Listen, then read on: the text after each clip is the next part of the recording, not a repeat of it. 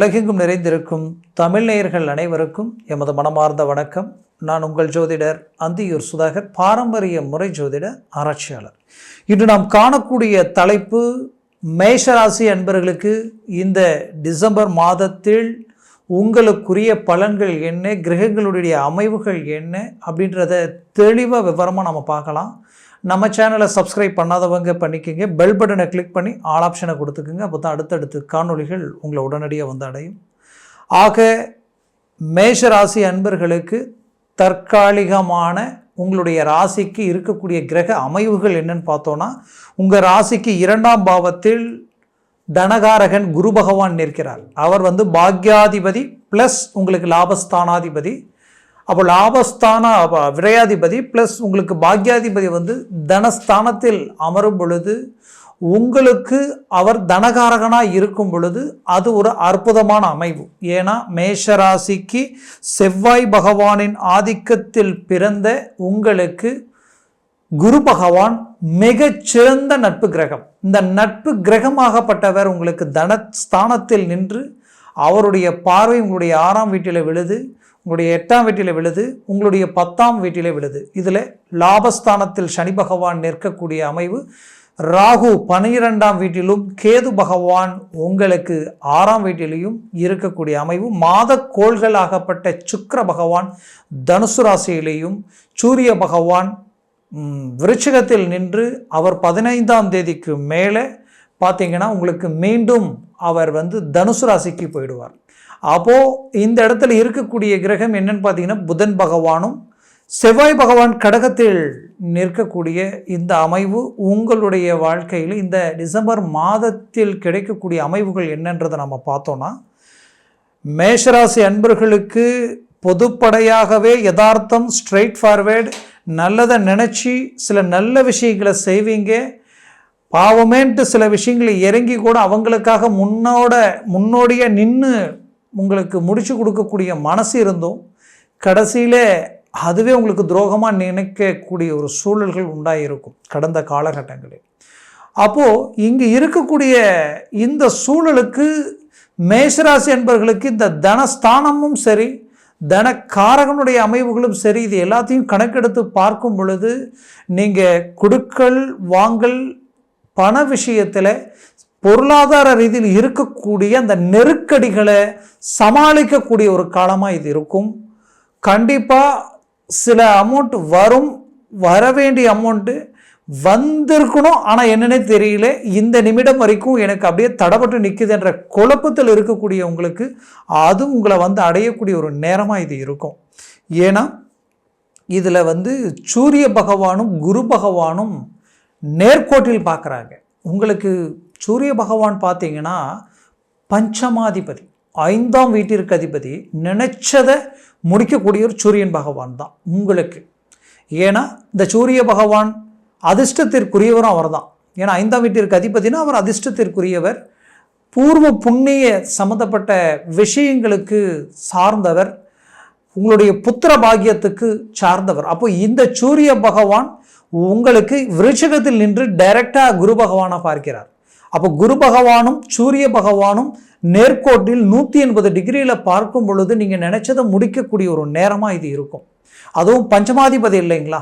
அப்போது ரொம்ப காலமாக உங்களுடைய வாழ்க்கையில் இதற்கு முன்னாடி ரொம்ப வருடங்களுக்கு முன்னாடியோ, இந்த குறிப்பிட்ட காலகட்டங்களுக்கு முன்னாடியோ, சில மாதங்களுக்கு முன்னாடியோ நடந்த சில விஷயங்கள், தடப்பட்டு நின்ன அந்த விஷயங்களை அதை முடிக்கக்கூடிய ஒரு நேரமாக இருக்கும். அதே சமயம் நீங்கள் ரொம்ப எச்சரிக்கையாக இருக்க வேண்டியது என்னென்னா, இதற்கு முன்னாடி எங்கேயாவது ஏதாவது மிஸ்டேக்ஸ் நடந்தோ, ஏதாவது நீங்கள் தொழில் வேலை சார்ந்த ரீதியில் டாக்குமெண்ட் சார்ந்து ஏதாவது ஒரு ரிமார்க்கோ, இல்லை நமக்கே தெரியாமல் ஏதாவது ஒரு தவறுகளோ ஏதாவது ஒன்று இருந்தால் அதை உடனடியாக அதை பார்த்து சரி பண்ண நீங்கள் பார்க்கணும். இது எப்படி நல்ல விஷயங்களை முடிக்கக்கூடிய அமைவோ, அவர் அஷ்டமஸ்தானத்தில் இருக்கிறார். சில தேவையில்லாத பிரச்சனைகளை தூண்டிவிடக்கூடிய சூழல்களையும் உண்டாக்கிடுவார். அதுலேயும் பூமி வாங்கியிருந்தால் அந்த பூமி ரீதியில் இருக்கக்கூடிய டாக்குமெண்ட்ஸோ, இல்லை வாங்கின பூமியை பார்ட்னர்ஷிப்பில் இருக்குது பட் இன்னும் இது பிரிக்கலை, சில குழப்பங்களில் போயிட்டுருக்குன்னு நினச்சிங்கன்னா அதை சடனாக பார்த்து சரி பண்ணிக்கிறது ரொம்ப நல்லது.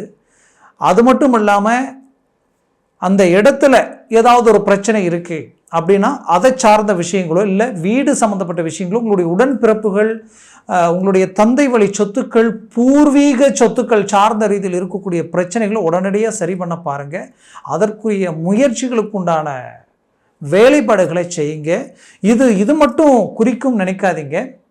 லைஃப் சார்ந்த விஷயம், நீங்கள் ரொம்ப நாளாக விரும்பி நான் காதலிச்சு அந்த பொண்ணோ இல்லை மணமகனோ அந்த திருமண வாய்ப்புகள் அமையாமலே இழுத்துக்கிட்டு போயிட்டுருக்குன்னு நினச்சிங்கன்னா அது கூட இந்த நேரத்தில் ஒன்று கூடக்கூடிய ஒரு நேரமாக இது இருக்கும். இதில் குறிப்பாக சொல்லணும்னா இந்த 5ஆம் வீடுன்றது ஆசைகள் சார்ந்த இடம் மட்டுமல்ல, அதிர்ஷ்டங்கள் சார்ந்த இடம். பெரிய லெவலில் ஒரு ப்ராஜெக்டை உருவாக்கி எல்லாத்தையும் ரெடி பண்ணி எல்லாம் ஃபைனல் ஸ்டேஜில் எல்லாம் வர வேண்டிய விஷயங்கள் என்னன்னே தெரியல, அப்படியே பிரேக் ஆகி நிற்குது. எதுவுமே எனக்கு கை கொடுக்க மாட்டேங்குது. ஆனால் எனக்கு வர வேண்டிய விஷயந்தான், காரணமே இல்லாமல் அது தடைப்பட்டு நிற்குதுன்னு நினைக்கக்கூடிய விஷயங்கள் உடனடியாக உங்களை வந்து அடையக்கூடிய ஒரு காலமாக இது இருக்கும். அதுலேயும் தொழில் சார்ந்த ரீதியில் கொஞ்ச நாளாகவே என்னுடைய வேலை ஆட்கள் கரெக்டாக எனக்கு ஒத்துழைப்பு கொடுக்கலை. நான் ஏற்றுமதி இறக்குமதி செய்கிற இடம், எடுக்கிற இடம், கொடுக்குற இடம் எதுவுமே எனக்கு ஒத்துழைப்பு கொடுக்கலன்னு நினச்சிங்கன்னா இது எல்லாமே உங்களுக்கு இந்த நேரத்தில் ஒரு நல்ல ஒரு டர்னிங் கிடைக்கக்கூடிய ஒரு காலமாக இது இருக்கும். அதுலேயும் வேலையில் இருக்கிறவங்களுக்கு உங்களுக்கு சில தொந்தரவுகள், சில இடைஞ்சல்கள், என்னடா வேறு வழியே இல்லையே, நம்ம இந்த வேலையை செய்தே தீரணுமேன்ட்டு பள்ள கடிச்சிக்கிட்டு நிற்கக்கூடிய ஒரு சூழ்நிலையில் இருந்திருந்தீங்கன்னா அந்த சூழலில் ஒரு மாற்றங்கள் கிடைக்கக்கூடிய ஒரு காலமாக இது இருக்குது. ஏன்னா சூரியனுடைய பார்வை, குருவுடைய பார்வை நேர்கோட்டில் நிற்கும் பொழுது அதை சிவராஜ யோகா அமைப்பை குறிக்கும்.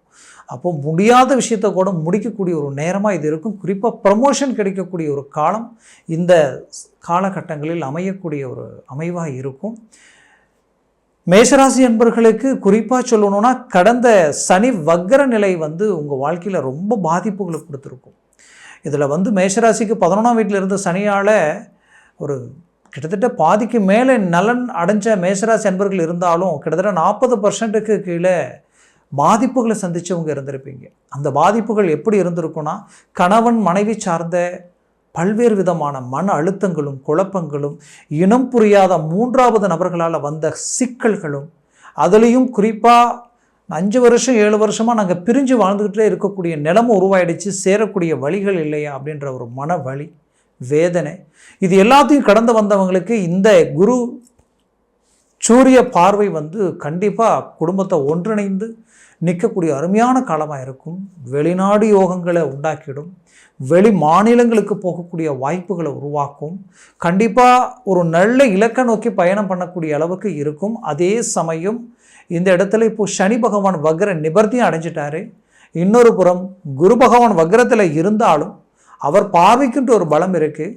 இங்கே எல்லா அமைவுகளும் உங்களுக்கு டாப் லெவலில் இருக்கிறதுனால, பஞ்சமாதிபதி சூரியன் நேர்கோட்டில் பார்க்கறதுனால புத்திர பாக்கியம் இல்லாதவங்களுக்கு புத்திர பாக்கியம் கிடைக்கக்கூடிய ஒரு தருணமாக இது இருக்கும்.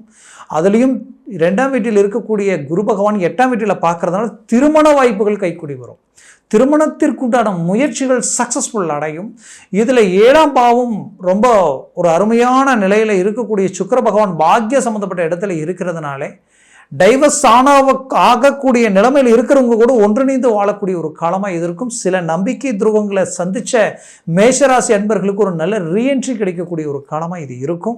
குறிப்பாக கேது பகவான் 6ல் இருக்கிறதுனால எப்பேற்பட்ட எதிரையும் வெல்லுவீங்க. வெளிநாட்டில் இருந்து நல்ல வேலை போயிட்டு இருந்தது, திடீர் சரிவுகளால் மன அழுத்தங்களுக்கு ஆளாயிட்டேன், தேவையில்லாத குழப்பங்களில் இருக்கிறேன், என்ன செய்யறதுன்னே எனக்கு தெரியலையென்ற குழப்பத்தில் இருந்தீங்கன்னா இந்த தருணங்களில் அதற்குரிய ஒரு நல்ல கிளாரிட்டி கிடைக்கக்கூடிய ஒரு நேரமாக இது இருக்கும். முயற்சிகள் எடுங்க.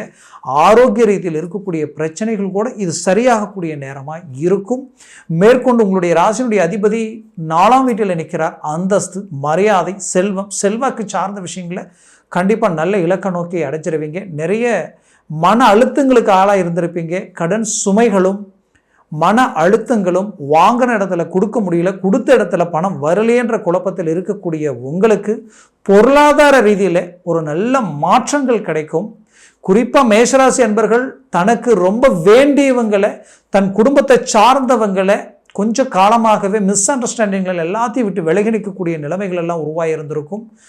உங்களை மாதிரி இருந்தவங்களும் இல்லை, இப்போ உங்களை மாதிரி இருக்கிறவங்களும் இல்லைன்ற அளவுக்கு மன அழுத்தத்தில் இருக்கக்கூடிய உங்களுக்கு ஒரு நல்ல மாற்றங்கள் கிடைக்கக்கூடிய ஒரு காலமாக இது இருக்கும்.